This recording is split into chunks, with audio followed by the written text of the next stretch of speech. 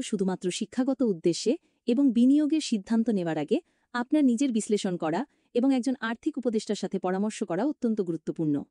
নমস্কার সবাইকে। বুধবার ২৪শে সেপ্টেম্বর ২০২৫-এর জন্য নিফটির বিশ্লেষণ এবং পূর্বাভাস বেশ কিছু গুরুত্বপূর্ণ বিষয় দ্বারা প্রভাবিত হবে। আজ মঙ্গলবার বাজার অস্থিরতার মধ্যে তৃতীয় দিনের মতো নিম্নমুখী প্রবণতায় শেষ হয়েছে, যা আগামীকাল একটি সতর্কতামূলক পরিবেশ তৈরি করতে পারে। মঙ্গলবার ২৩শে সেপ্টেম্বর নিফটি 50 সূচকটি ৩২.৮৫ পয়েন্ট বা ০.১৩% কমে ২৫,১৬৯.৫০-তে বন্ধ হয়েছে।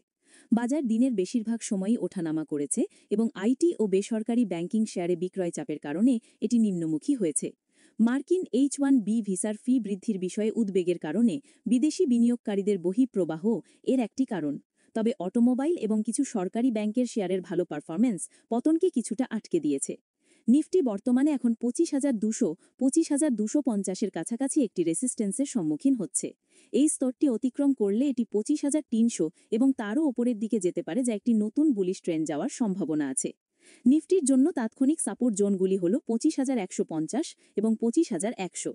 যদি সূচকটি ২৫,১০০ এর নিচে নেমে যায় তবে এটি আরও বিক্রয় চাপ সৃষ্টি করতে পারে এবং ২৫,০০০-এর দিকে যেতে পারে। নিফটি তার প্রধান মুভিং অ্যাভারেজগুলির ওপরে অবস্থান করছে, যা দীর্ঘমেয়াদী বুলিশ প্রবণতাকে সমর্থন করে, যা কিনা ৫০ এবং ১০০ ইএমএ ওপরে আছে। তবে সাম্প্রতিক লাভ তোলার কারণে সূচকের আরএসআই রিলেটিভ স্ট্রেংথ ইন্ডেক্স কিছুটা কমেছে, যা স্বল্পমেয়াদী সতর্কতার ইঙ্গিত দেয়। যদি আমরা বিদেশি বাজার দিকে খেয়াল রাখি তাহলে মার্কিন এবং ইউরোপীয় বাজারগুলি মঙ্গলবার ইতিবাচকভাবে শেষ হয়েছে, যা বুধবার ভারতীয় বাজারের ওপেনিংয়ে প্রভাব ফেলতে পারে। তবে আন্তর্জাতিক বাজারে অস্থিরতা এখনও উপস্থিত রয়েছে।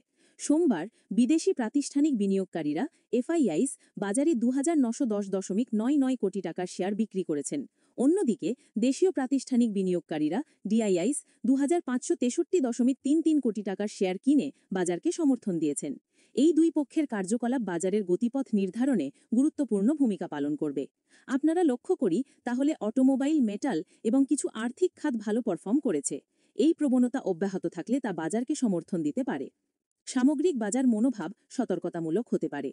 ২৫,২০০-এর কাছাকাছি লাভের জন্য শেয়ার বিক্রি হতে পারে। আপনারা যদি লক্ষ্য করেন নিফটি ২৫,২০০-এর ওপরে একটি নিশ্চিত ব্রেকআউট দেয় এবং সেই স্তর ধরে রাখতে পারে, তবে এটি ২৫,৩০০ এবং ২৫,৪০০-এর দিকে যেতে পারে। আর যদি সূচকটি ২৫,২০০-এর কাছাকাছি থেকে ফিরে আসে এবং ২৫,১০০-এর নিচে নেমে যায় তবে এটি দুর্বলতা দেখাতে পারে এবং ২৫,০০০-এর দিকে যেতে পারে।